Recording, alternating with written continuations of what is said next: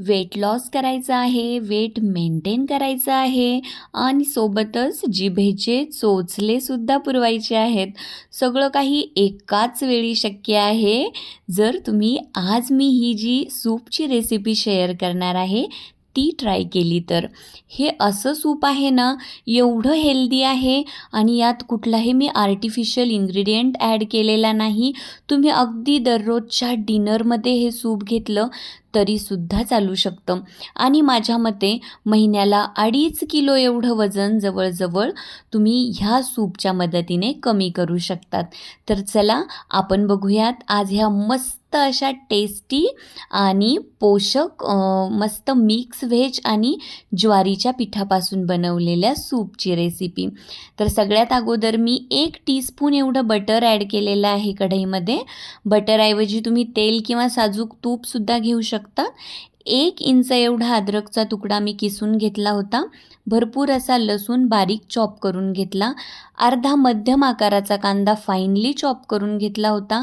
हे सगळं काही मस्त परतवून घेतलं.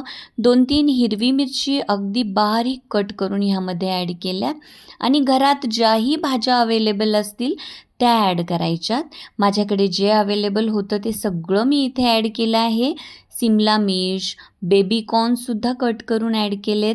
इथे मी गाजरसुद्धा बारीक चॉप करून घेतलं होतं. मशरूमसुद्धा छोटे छोटे तुकडे करून ॲड केलं. त्यानंतर मी इथे हिरवे वाटाणे आणि चवीपुरतं मीठ ॲड केलं आणि सूप तयार झाल्यावर लक्षात आलं की माझ्याकडे घरात ब्रोकोलीसुद्धा अवेलेबल होतं आणि ते मी ॲड करायचं विसरून गेले. पण बघा इतकं मस्त टेस्टी सूप तयार झालं होतं ना आणि यामध्ये कुठल्याही प्रकारचं कॉर्न स्टार्च किंवा टोमॅटो केचप किंवा चिली सॉस, सोया सॉस कुठलाही सॉस मी ॲड केलेला नाही. आणि तुम्हीसुद्धा वेट लॉस मोहिमेवर असणार तर कोणताही सॉस, कोणतं केचप तुम्ही यामध्ये ॲड करण्याची अजिबात गरज नाही. व्हिनेगरसुद्धा ॲड करण्याची बिलकुलही गरज नाही.